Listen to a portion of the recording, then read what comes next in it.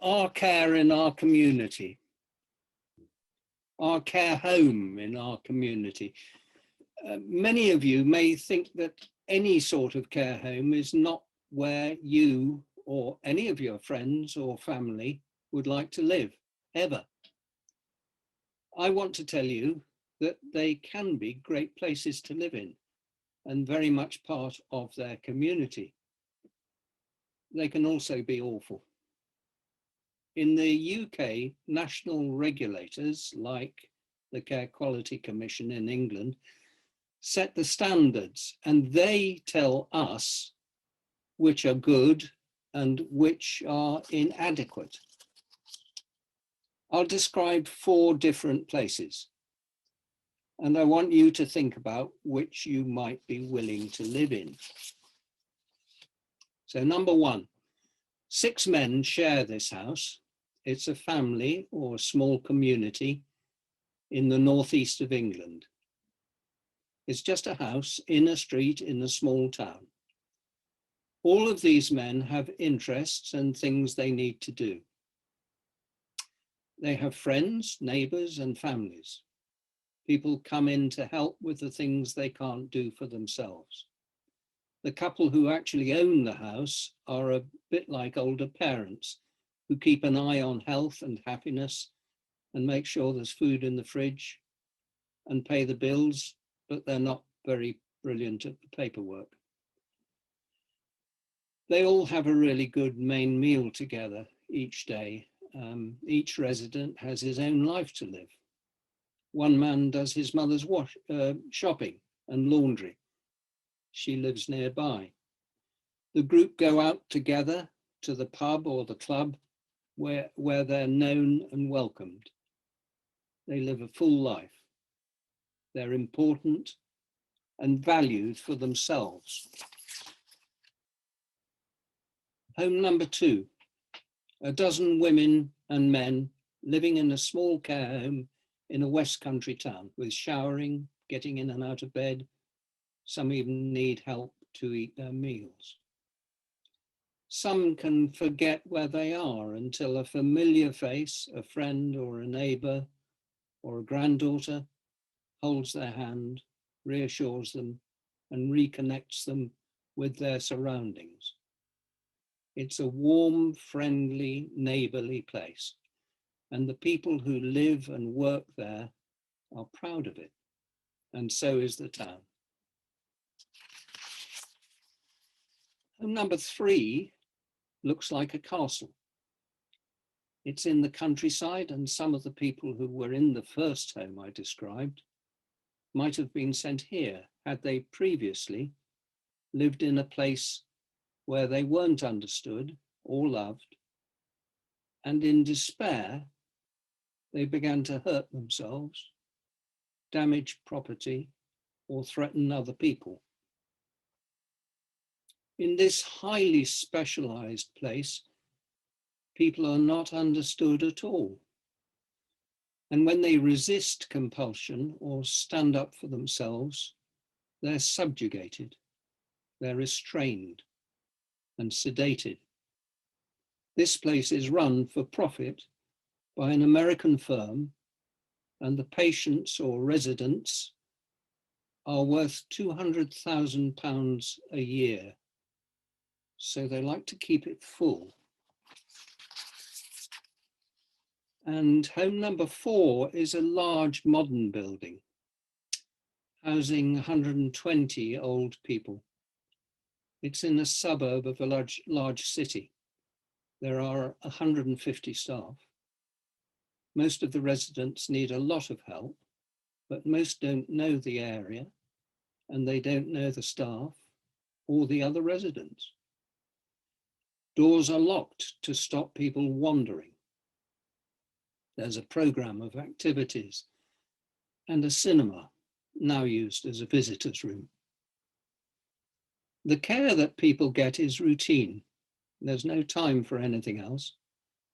The staff are there to carry out their tasks, not to chat.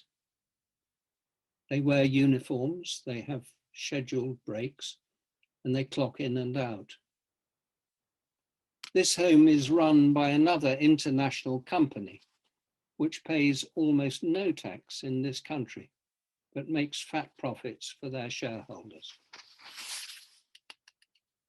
Now, I'm sure you've detected the ones that I would like to live in and the ones that I would hate to live in.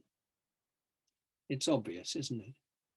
Yes, the first two fit the description, our home in our community.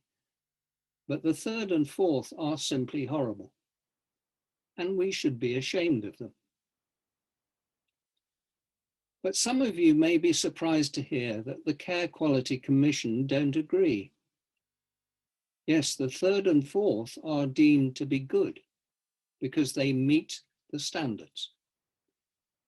Rated inadequate, the first has closed and the second is about to close because they can't afford to bring it up to standard. But by whose standards are they judged?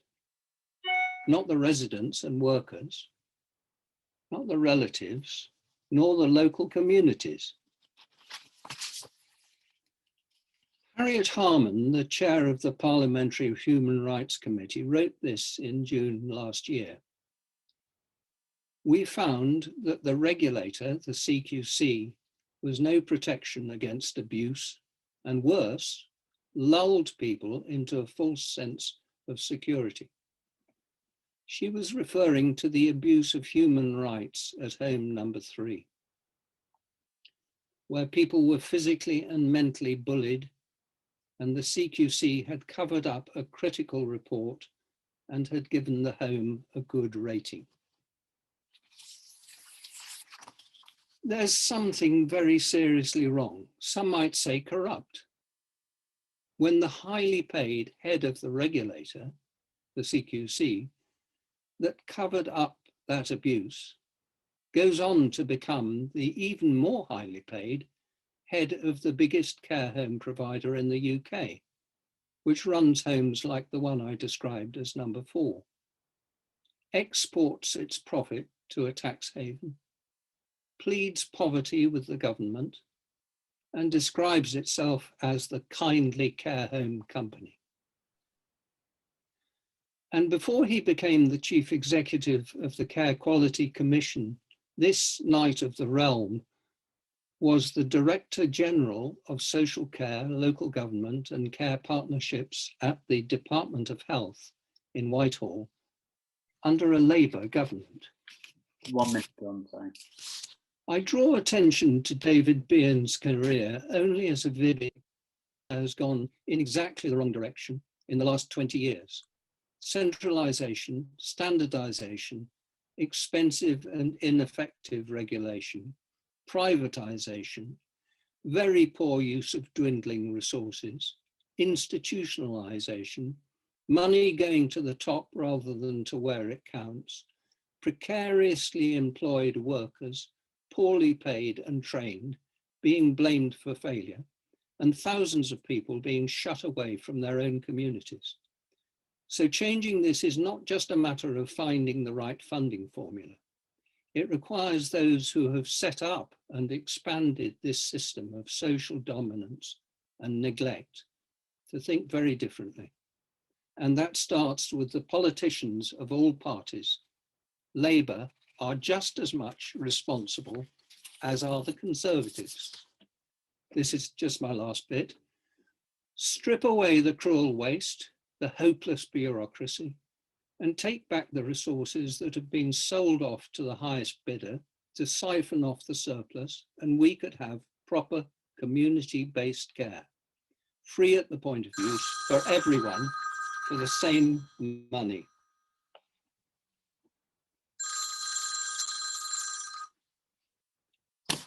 We must change this and give the power to the people who live and work together in care homes and the local communities in which the homes exist. Only then will we have what is our right, our care homes in our communities. Thank you.